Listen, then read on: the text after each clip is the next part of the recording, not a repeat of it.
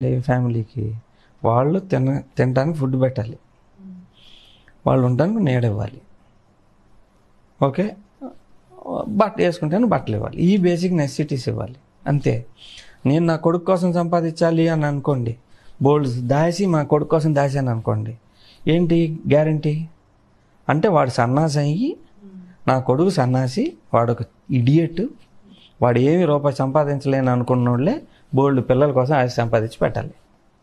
నా కొడుకు మేధావి, ఏమి ఇవ్వకపోయినా సంపాదించుకోగలిగడానికి నమ్మకం ఉందనుకోండి, నేను రూపాయి ఇవ్వక్కర్లా. నా కొడుకుని నేను మేధావిగా నా కొడుకునో కూతురునో మేధావిగా తయారు చేయడానికి ట్రై చేయాలి, కానీ ఆస్తినిచ్చి దద్దినా కొడుకులాగా తయారు చేయడం తప్పు కదా. ఎక్కువ మంది నాకు తెలిసి ఎవడైతే ఆస్తులు దాచి లంచాలు దొబ్బి పిల్లల కోసం దాస్తున్నాడో వాడికి లోపల బాగా తెలుసు, నేను ఫ్లూకులో వచ్చాను పైకి, నా పిల్లలు ఇడియట్స్, వీళ్ళు సన్నాసోళ్ళు, వీళ్ళు పైకి రారు అని వీడికి తెలుసు కాబట్టి ఆస్తి దాస్తున్నాడు. మరి అసలు డబ్బు సంపాదించడం ఎందుకు వాడికే తెలియదు, ఎవడికి తెలియదు. నాకు చెప్పండి, ఇప్పటిదాకా ఒక టెక్నాలజీ కనిపెట్టలా. ఏంటది? ఈ జన్మలో సంపాదించిన ఆస్తిని నెక్స్ట్ జన్మకు తీసుకెళ్లే టెక్నాలజీ రాలా, కానీ లేకపోతే ఇంకెక్కువ సంపాదించావు.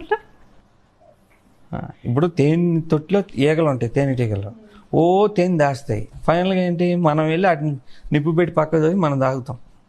ఈ ఆస్తి దాచే వాళ్ళందరూ బాపతే అదే. ఎందుకంటే వాళ్ళ పిల్లలకి ఎలా సంపాదించాలో తెలియదు, దాయటం తెలుసు.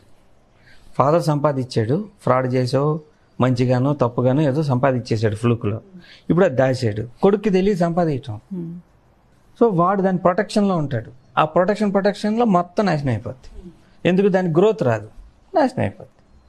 అందరికీ అంతే. ఇప్పటిదాకా చెప్పండి, 5 తరాలు ఆస్తున్న తరం చూపించండి. ఫస్ట్ తరం అప్పర కోటీశ్వర్లు అనుకోండి, 5వ తరానికి ఉండదు, 3వ తరానికే ఉండదు, 3వ తరానికి నాశనం, 4వ తరం మళ్ళీ మొదలెట్టాలి. నాకు చెప్పండి, ఒకరిని చూపించండి. ఎవడైనా సరే రోడ్డుకి వచ్చేయాల్సిందే. ఈ తెలియకి, వాస్తవం తెలియక దాస్తుంటారు, వేస్ట్. అంటే నెక్స్ట్ తరాల వాళ్ళు రిలాక్స్ అయిపోయి వాళ్ళ ముందు తరాల వాళ్ళు సంపాదించింది తింటూ ఉంటారు, అంతే. వాడికి రాదు కదా. ఇప్పుడు నాకు వేటాడతాం వచ్చనుకోండి, నేను వెళ్ళి వేటాడి జంతువుని చంపాను. ఇప్పుడు ఆ జంతువులన్నీ తీసుకొచ్చి ఇంట్లో పెట్టాను, నా కొడుక్కి, నా మనవాడికి, ముని మనవాడికి అని. ఇది ఉలిపోద్ది, ఆడికి వేట రాదు. మా నాన్న సంపాదించి పెట్టాడని ఆడికి వేట రాదు, అవుట్, ఆడు చచ్చిపోతాడు. ఇదే జరుగుతుంది. ఇప్పుడు జవహర్లాల్ నెహ్రూ ఇండియా ప్రెసిడెంట్ అండి, నెక్స్ట్ రాజీవ్ గాంధీ, ఇందిరాగాంధీ వచ్చారు, రాహుల్ గాంధీ మేధస్ చూడండి. చాలామంది మేధావుల పెద్ద పెద్ద లీడర్లు, మేధావులు ఫాదర్లు, తాతలకి మనవులు వాళ్ళందరూ ఇడియట్స్ లాగా ఉంటారు. ఎందుకుంటారు? వాడికి వేట అవసరం లేదు.